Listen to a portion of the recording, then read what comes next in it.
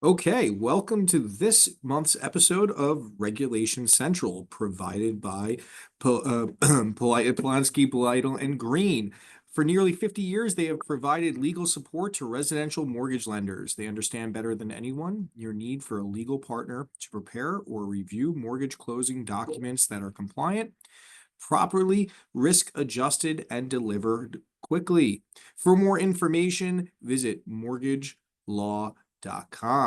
So thank you again, Polunsky, Beitel, and Green, and let's jump right into this awesome panel. I'll let my panelists introduce themselves, same as last month, but there you go. Loretta, why don't you start off this week?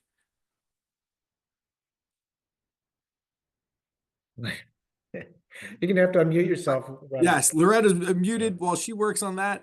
Brian, you're up. Yeah, well, you did a great job describing what Polunsky, Beitel, and Green provides. The one thing that they provided today for me was lunch. I got to show up in their office here in Dallas and got to see Yeah. Peter in person. And so we're sitting here together at the offices, which are quite nice. With the background, you can't see it, but enjoying a nice little visit with some friends in Dallas here. Awesome. Yep. Thanks, Brian. And I'm Peter Ziak. I'm an attorney with Polunsky, Beitel, Green, and we're happy to have Brian and happy to be on what's going to be an exciting and provocative, probably, discussion today. All right, Loretta, you're up, and then we'll go into our first topic.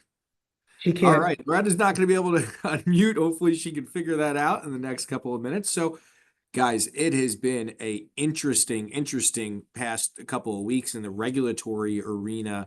We're going to talk all about CFPB today. So, my first topic that I want to talk about is leadership turnover at the CFPB. I don't remember when we've seen four directors within a 30-day period. So let's talk about them. Let's talk about who's been up. We saw some of the shortest term interim directors we've ever seen. So what happened? Well, so obviously we had an election, and elections have consequences, although I don't think anybody anticipated exactly what we're seeing now. Yeah, we've had Scott Besson put in initially Treasury Secretary. You know, they need to, in order to have an interim appointment, they need to have somebody that's already been approved by the Senate. And so for a short less than what they say, my law school classmate, less than a Scaramucci, he was in. Then they appointed the OMB director who had gotten approved, Russell Voigt. He is still the interim director, but now they actually have named somebody that they want to nominate, who then has to go through that process. So, Brian, we've seen rule by enforcement in the past, but under Vaught's leadership, we started to see, looks like, rule by email. He sent out, even under his interim status, some pretty aggressive communication to CFPB staff. What did that look like? Well, I mean, I think that's very different than creating laws and interpretations that apply to the marketplace. He's dealing with the employees of the CFPB. Obviously, it's pretty draconian what they've done. They froze everything, told everybody to stay home, don't come into the office, don't do any work, don't, stop all the enforcement actions, freeze everything. That's very different in terms of its impact on the marketplace as opposed to its impact on the CFPB as employees of the agency. Yeah, I agree, but there is some impact on the marketplace, right? So what happened with APOR this week? And let's talk about that, and then we'll hear from Peter and Loretta. Okay. Yeah, I mean, I think, one of the things that made Vaught's order so broad is that it did essentially stop all work and any communications, including the publishing of the weekly APOR figures. That is the Bureau's responsibility. That was sort of quickly remedied, but, it does give you the impression that this was done not sort of with an eye for what every impact could be, but just they want, like with a lot of the other agencies in the government, just a blanket hold on anything. So to the extent that, there are other issues, I've heard that the supervision portal, where companies may need to upload information, was on and off. I don't know what the current status of that is, But it's interesting because you do have a permanent director, as Brian said, that's been nominated, Jonathan McKernan, who comes over. He was a board member at the FDIC. He doesn't seem like the type of person that you would bring in to shut down the bureau. So it's sort of unclear what the length of the pause is going to be from Vaught's orders. Loretta, Once you got any again, thoughts? I'm here. I'm off mute. I hope you can hear me. I'm Loretta Salzano with Franzine and Salzano in Atlanta, where I never seem to be sitting. Thank you for letting me join.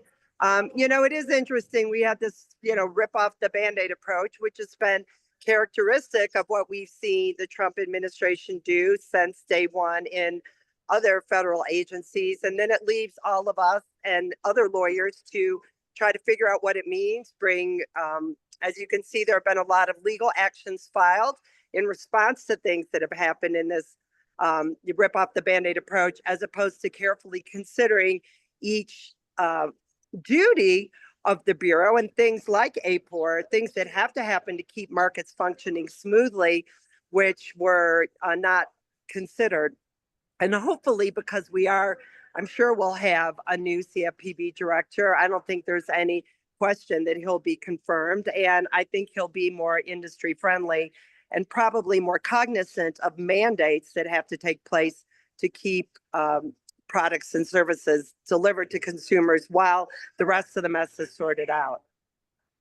So the episode's really about speculation, because none of us know really what's going to happen, and we're speculating a lot of this stuff. So, on the topic of McKernan and what his leadership direction is going to look like, is there a possibility that maybe the administration wanted to tear down the whole CFPB entirely, and then somebody came in as an advisor and said, hey, Mr. President, you really can't do that. We have some laws that require it to be there. And then they pulled McKernan off the shelf. And they're like, hey, maybe he can run it from the inside and start a level of, maybe, since he knows how to navigate some deregulation and deregulation through policy making and through final rulings, without what we'll talk about later, which is legislative acts. What do you think about that?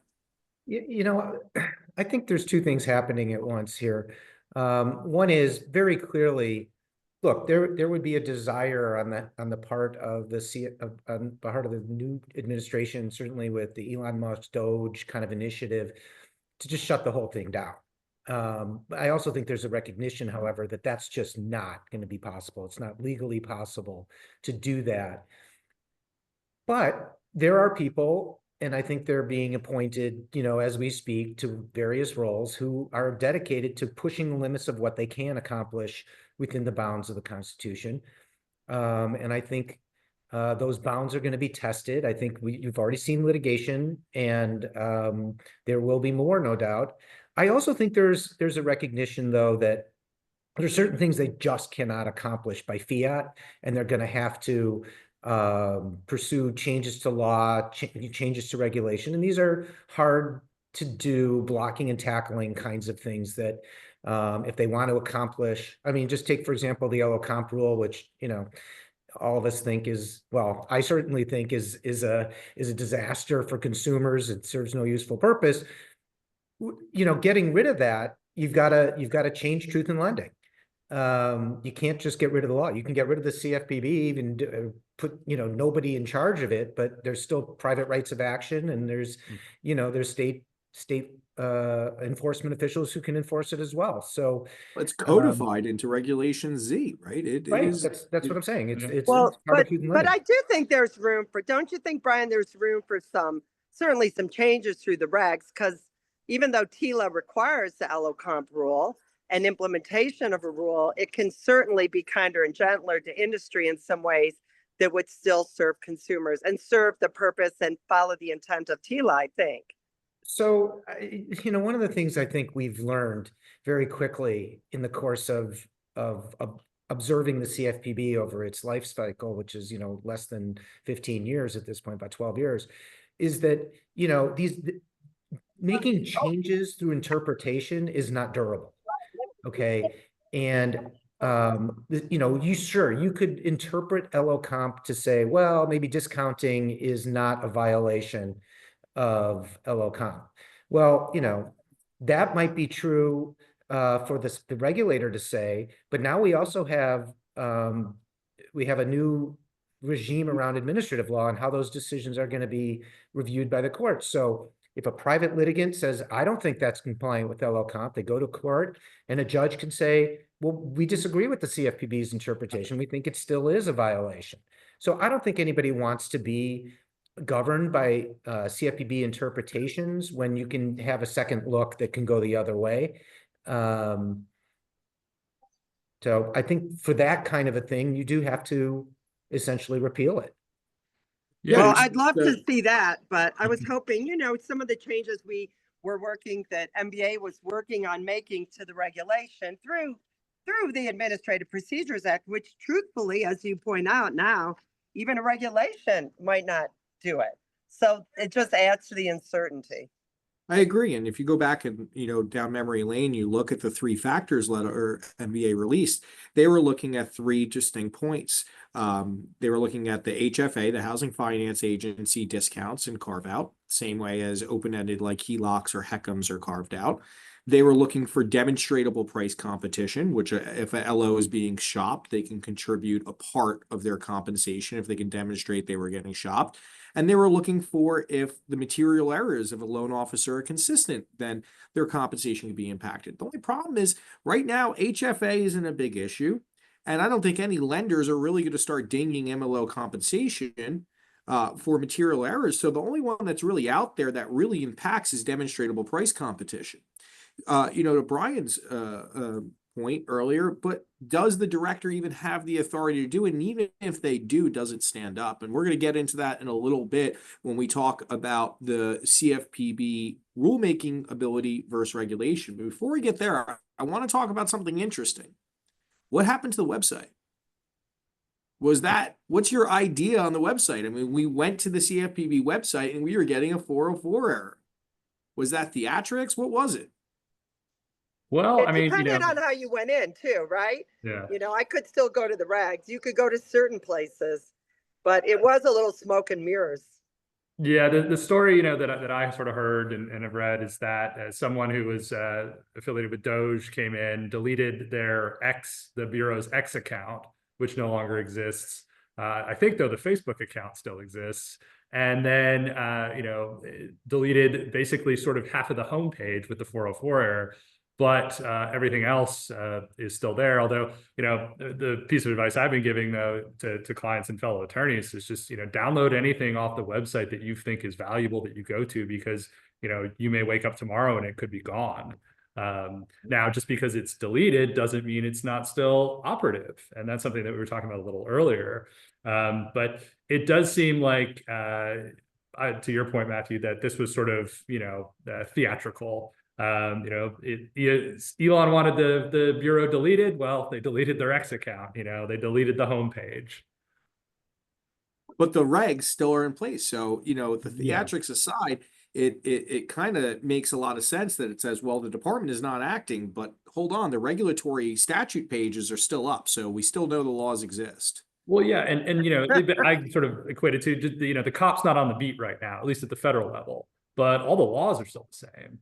So, and you look at CFPB actions that they've taken, like the look back period has been anywhere from 5 to 7 years on average. So if we have a Democratic administration, let's assume the pause lasts indefinitely and this administration doesn't do anything.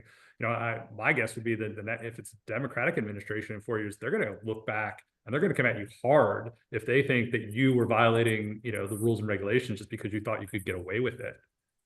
Well, that comes down to a lot of IMBs that we'll talk about later about self-policing. Because the rules don't go away. The pendulum is swinging one way. It can quickly swing the other.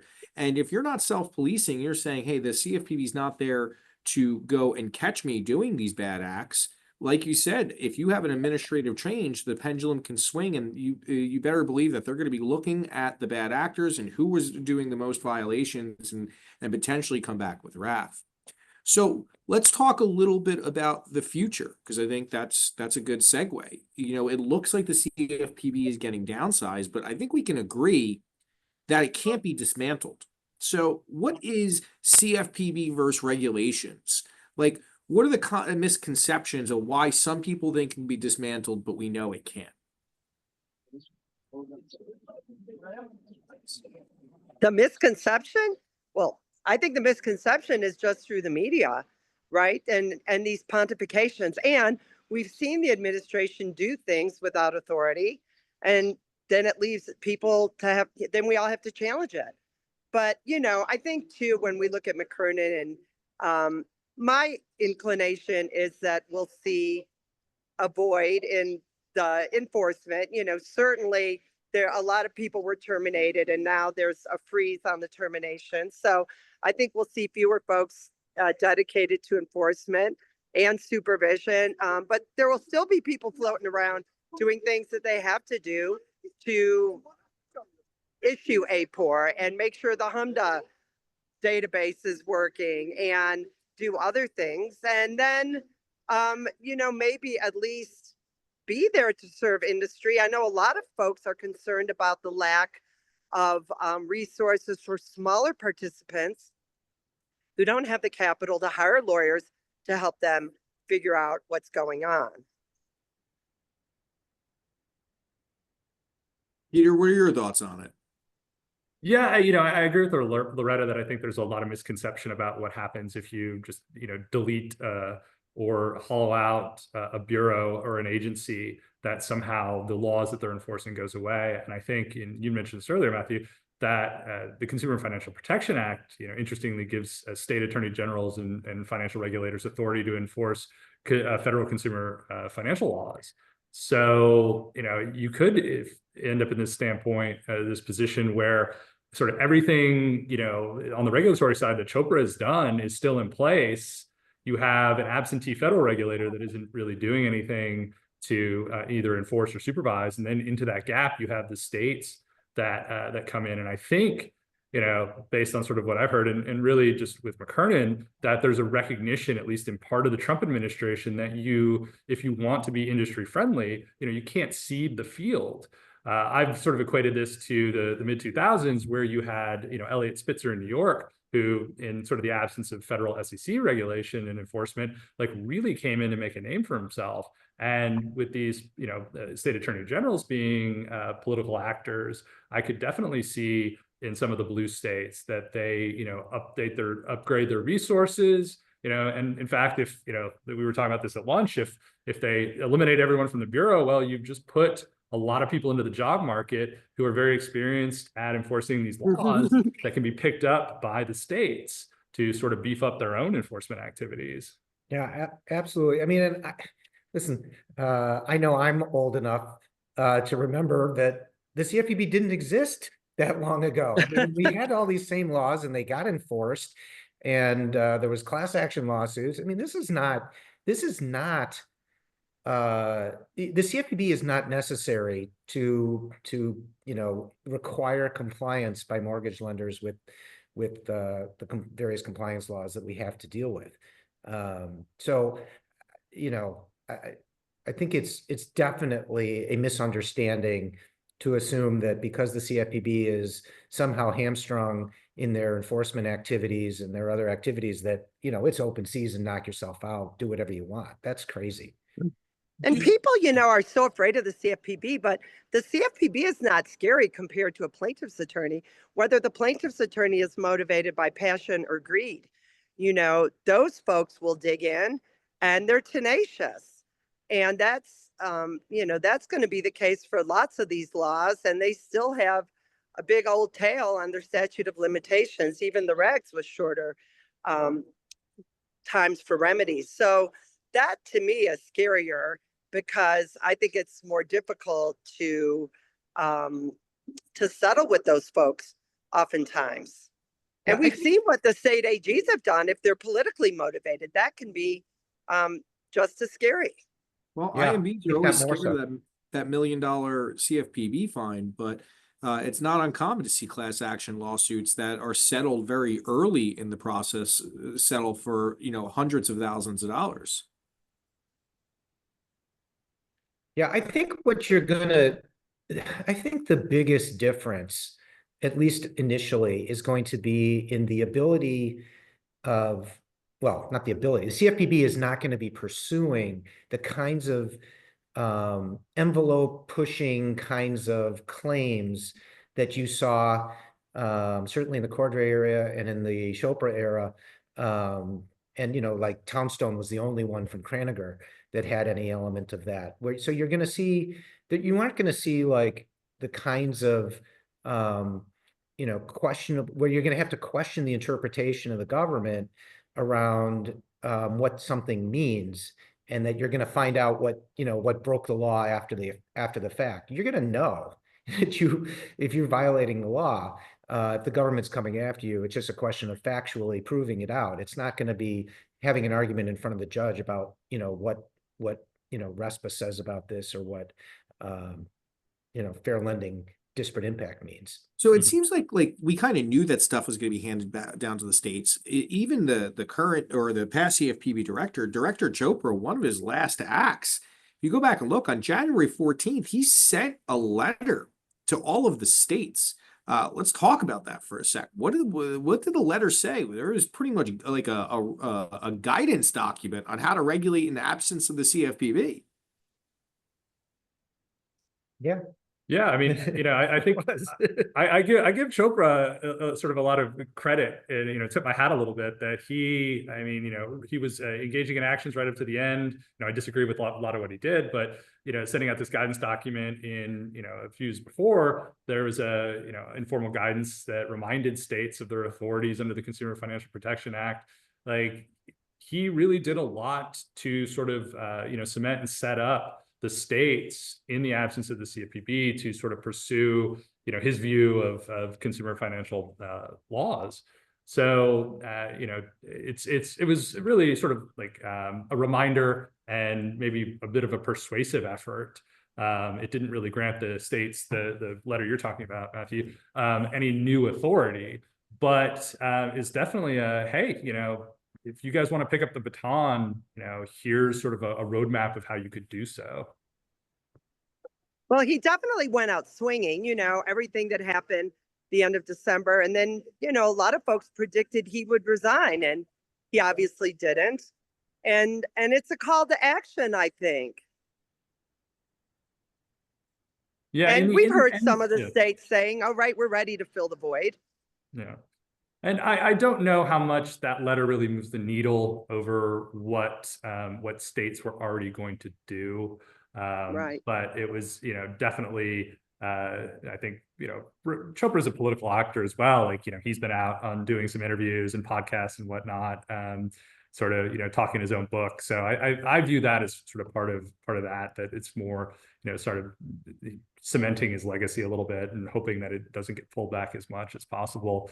But, I think that one thing to sort of talk about too is that, we talked that you need congressional action really if you want to get rid of the CFPB. And there's a lot of areas in, our area of law and practice and really elsewhere where everybody can sort of agree, let's say in the Republican Party, that the CFPB needs to be reformed.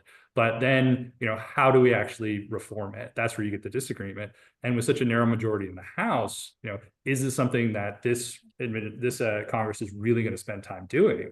So I sort of get back to the idea from industry standpoint that I think, this is my opinion, but we would prefer a smaller but active bureau that is, like revising regulations that the industry would like to see, that's, issuing new guidance that's more clear, and that is still, engaged in enforcement actions targeted at actual consumer financial harm, as opposed to, in my opinion, sort of like trying to socially engineer the mortgage market to, create what the, Chopra felt was more equitable outcomes.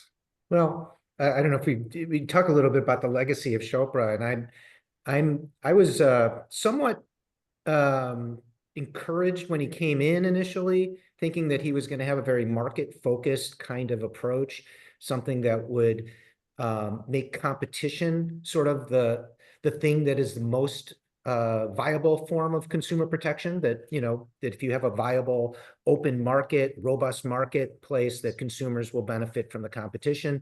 I thought that was his philosophy. And by the time he was out the door, he was just pure focus on like most vulnerable consumers and whatever impact that has on the balance of the market doesn't really matter. We're just trying to protect the 10% of people who struggle to get a loan. And I don't know. I thought that was a real disappointment in where he went with his approach. Well, Well, you were more optimistic than I was. I know.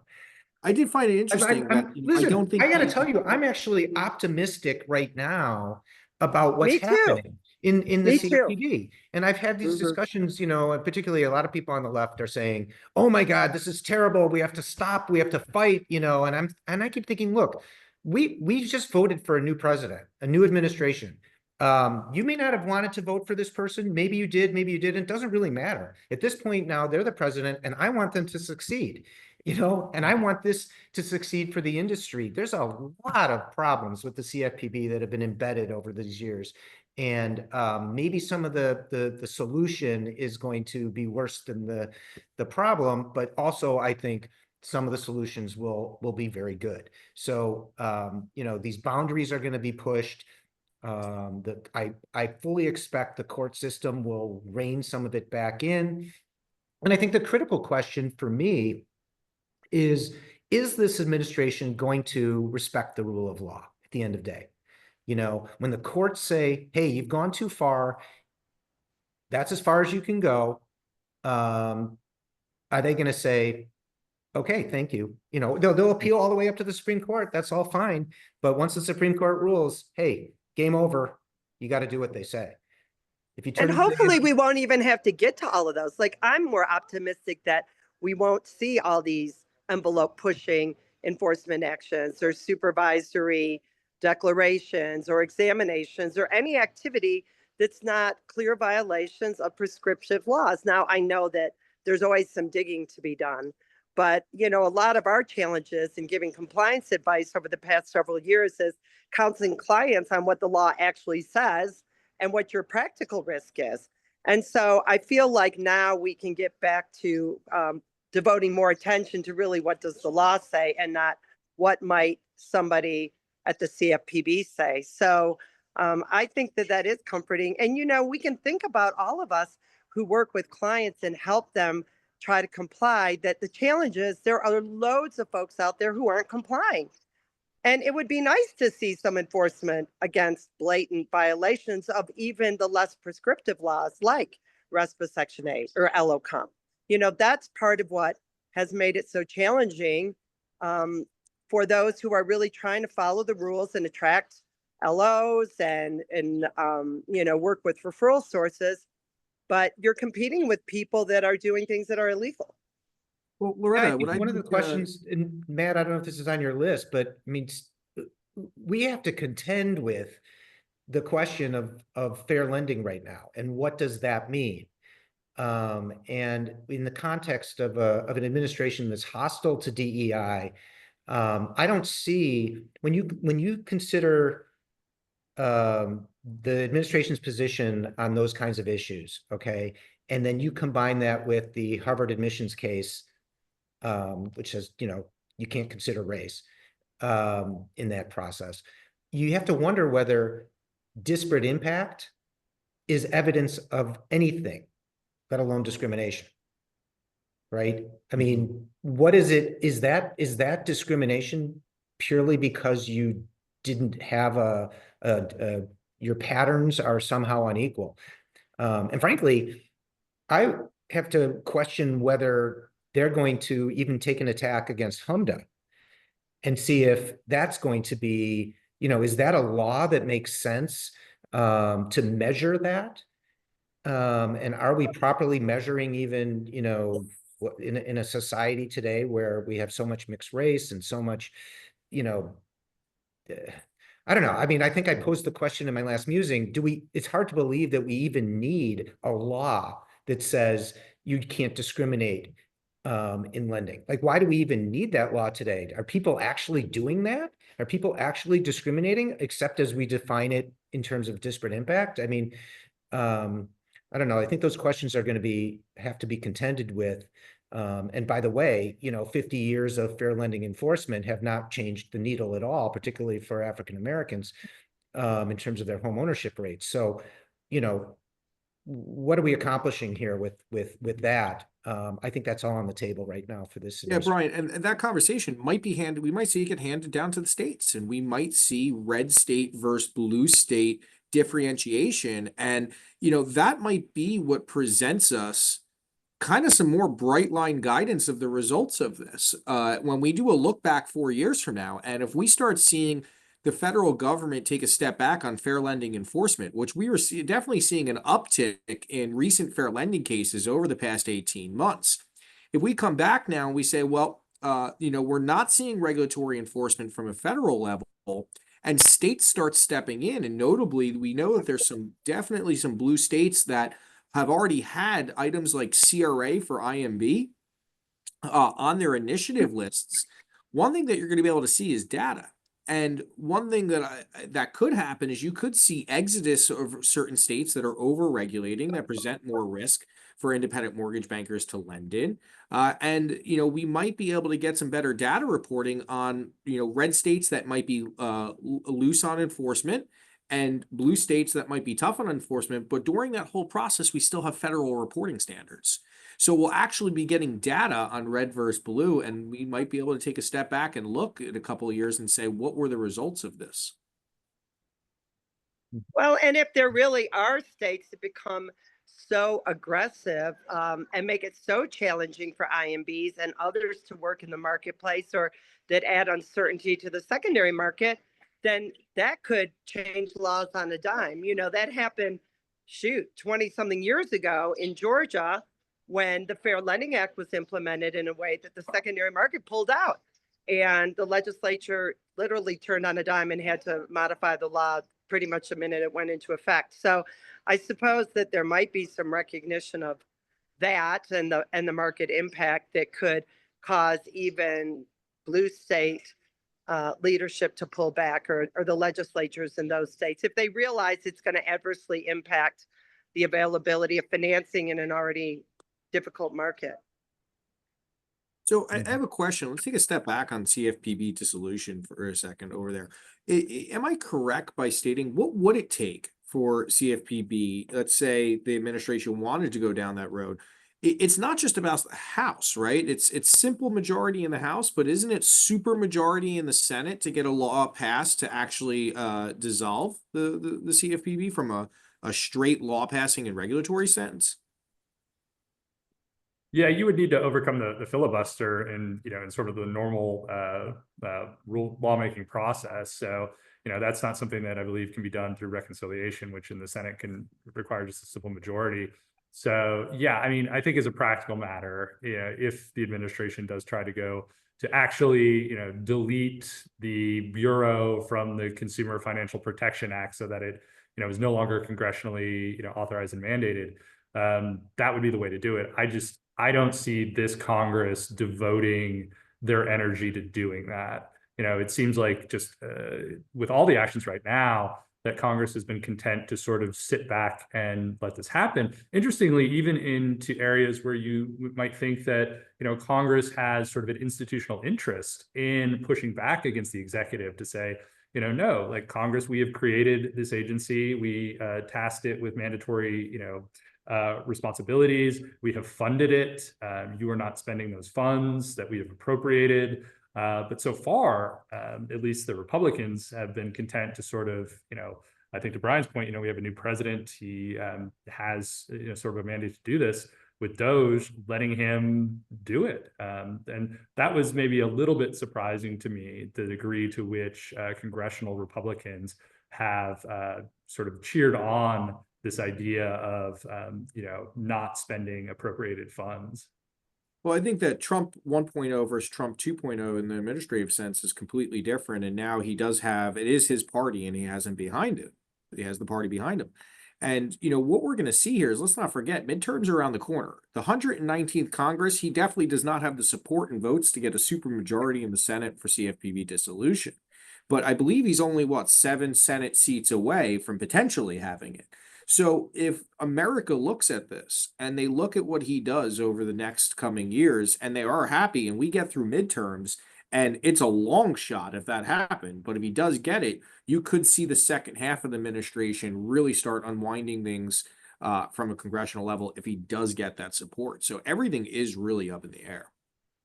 And it's the motivation, I think initially I thought, well, I don't really think that this is going to be high on the list of Trump's priorities. The CFPB, there's still other ways that you could quiet it down without having to go to Congress and obliterate it. But now with a lot of this just scuttlebutt floating around about Musk and really trying to make a play for his different cryptocurrencies and things that might happen, it's caused me to feel like, well, maybe it's worth a little more political capital, or maybe with a change in the legislature after the next election, maybe that would have legs. Well, whose Kind of role scary. is That it part's a to little scary. influence Congress? Where do our trade associations play into this? Where does CHLA play? Where does NBA play in this entire political landscape and lobbying Congress on these issues? Yeah, I think they've got an important role there to play. They've always got an important role to play there. Frankly, the Chopra administration wasn't particularly interested in hearing from them, or if Right. they kind of paid lip service to it. I think they maybe saw the writing on the wall, a little more recently and started opening up a little bit more. But now it's a complete shakeup. So Right. those relationships in Washington are built over time. They're they know the staff, different people, they work together. I knew them here, I knew them there. They are able to take their phone call. I think you're seeing an entirely new set of people going in. People like Mark McArdle, who was with the CFPB. I don't know what his status is. I'm guessing maybe he's not going to be continuing there. I don't really know. Those are the kinds of people that you had communications with, and now those lines have to be reopened, and I think there's a lot of unknowns in that process, but certainly the trade associations have to be scrambling to try and figure it out. Right. I feel for them. And I think because things are changing so quickly and things are so uncertain, they're in a reactionary position every day, trying to figure out, what is the hot issue? What are we going to do to respond to it? And how are we going to be most effective? I don't know how they could even get their footing enough to do something that's more proactive and novel at this point, at least until the dust settles. Yeah, I would agree with that. I think I believe NBA hosted an informational session for congressional staffers 1 or 2 weeks ago, sort of explaining the Fannie and Freddie conservatorships. And I think that's what you'll see sort of education. It's like, hey, I understand that maybe you want to pursue this policy, but let me walk you through all how it actually works and functions right now, and the consequences of going this way or that way on it, because I think that is important. And I think that's sort of one thing that we've seen in maybe other areas where you can go back to APOR, that hey, like if you suspend all bureau activities, like this doesn't happen and this needs to happen. So I think that you'll continue to see that from the trade associations, at least in the short term. Well, let's not forget that it's been it's been what, 17 years since SAFE and Dodd-Frank started. 60% of Congress has moved out and is new, and they were not here at the time of the passing of those regulations and those laws. So it is a lot about re-education. I think our trade associations are great at that. Well, I think, look, them focusing on the GSEs is really important, right? Because you don't need to have RESPA enforcement. You don't need to have HMDA enforcement. You don't need to have TILA enforcement to make loans, right? What you need is to have Fannie and Freddie buying the loans. And so you want to mess with that market, that's gonna have a much larger immediate impact than pulling a consumer regulator's resources way down. It's a totally different kind of. You know what, Brian? I would defer back when we were hearing the Supreme Court cases on the constitutionality of CFPB. I think MBA released some really good guidance on their recommendations in the event that the CFPB was ruled unconstitutional. They were talking about, hey, okay, let's codify everything that we've done, right? The industry has made a large investment. There's no dispute. MLO licensing was great. The QM caps for points and fees were great. HMDA reporting. Let's not go backwards. So if we are going to move forward without it, let's at least codify what has already been in place. And you could see them taking a similar stance as CFPB is, let's say, downsized or the role is diminished. You can kind of start to see, hey, no CFPB is a bad thing. We still need some type of policing factor. Well, I'm going to maybe distinguish that a little bit, because at the time, the question there was, and there was a lot of concern about, chaos, right? That if the CFPB were found to be unconstitutional because of the appropriations clause, that it was going to create chaos, not because the CFPB was not going to be there going forward. That was because it was going to be unconstitutional from the get-go, and everything they ever did was potentially unconstitutional. And so there was going to be this tremendous uncertainty, all the consent orders, all of the rules that they had Fines, issued, yeah, everything. rulemakings. Nobody would know what actually applies. This is very different. Those rules are in place. What we're talking about, again, as Peter said earlier, the cop's taking a break. He's sleeping in for the weekend right now. That doesn't change the fact that, all the laws are still in place.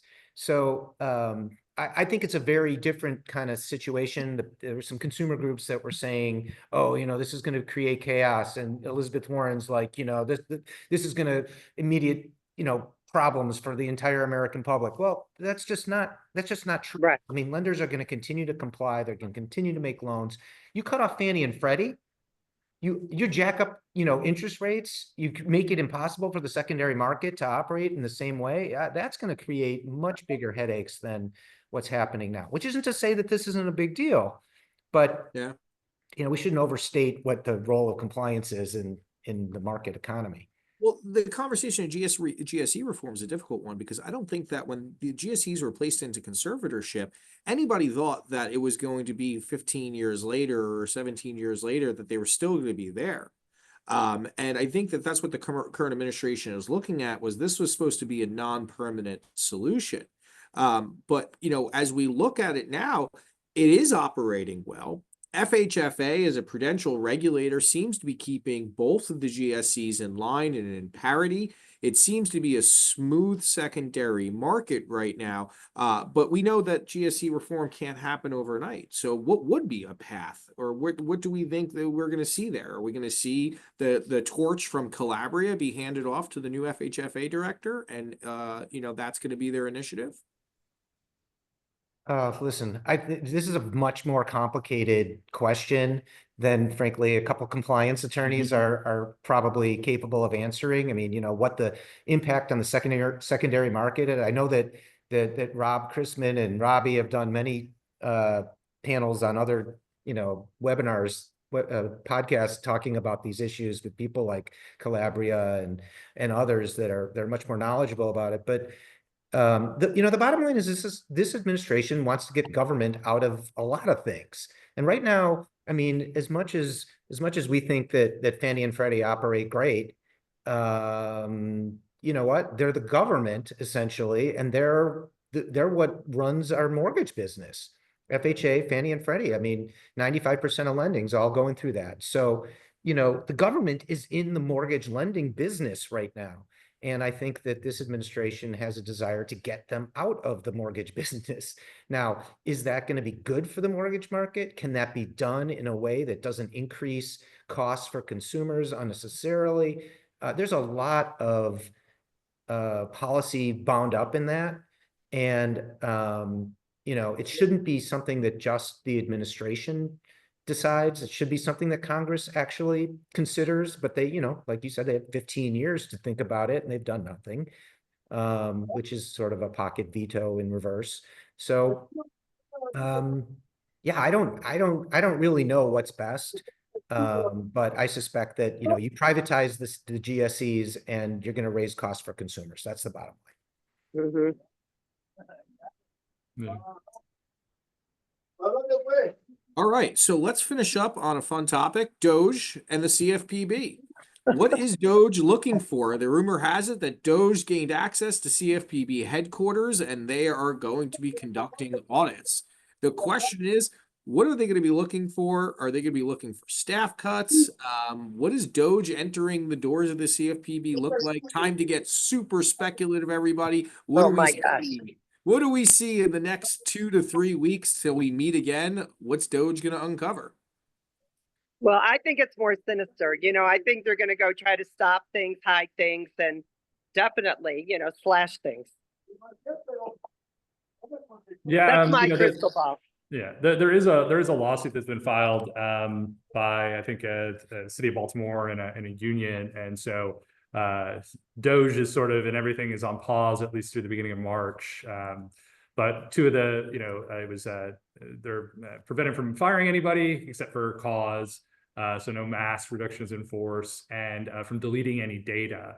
And it was sort of interesting that that was part of the order. Because you think like what data would be they would be deleting. But yeah, I mean, I think there's a real fear because if you're a company that maybe, like, let's say a competitor to this forthcoming X payment system that Elon is apparently developing, will someone affiliated with him have access to any of your materials, your company information that's at the bureau? So I think there is some legitimate concerns there. I don't really know that there's much as a company can do at this point, but the issue seems to be, at least with the programs that have been getting cut, is they seem to go in and, from what I've sort of seen, and do keyword searches and review individual programs. And to the extent that the CFPB really has like any kind of consumer education, like you may see like those just terminated. Beyond that, I don't really know. I think this is a situation where there's going to be babies thrown out with bathwater, right? There's good stuff and there's bad stuff. I mean, I some of it is just, we're talking at lunch about just these, things are just for show, to show an example of something that's really bad, that the government shouldn't have been involved in, and it's a headline grabbing kind of piece of information. And other things, it's just like, it's just mean, it's just like, sort of, spiking the football a little bit on your enemies. Things like, I've heard rumors that they want to move CFPB offices out, to the hinterlands of the United States, just to make it more difficult for people to keep their jobs or want to live there. I mean, I don't know, if there's real cost savings there or not. Yeah, I guess we're going to have to see. I still think bottom line is we're going to see a little of both. We're going to see some measured, professional regulatory kinds of people trying to move things move change in a different fashion. And then you're also going to see some precipitous actions, which are going to be challenged in the courts. And where it all plays out, I don't know. Mm-hmm.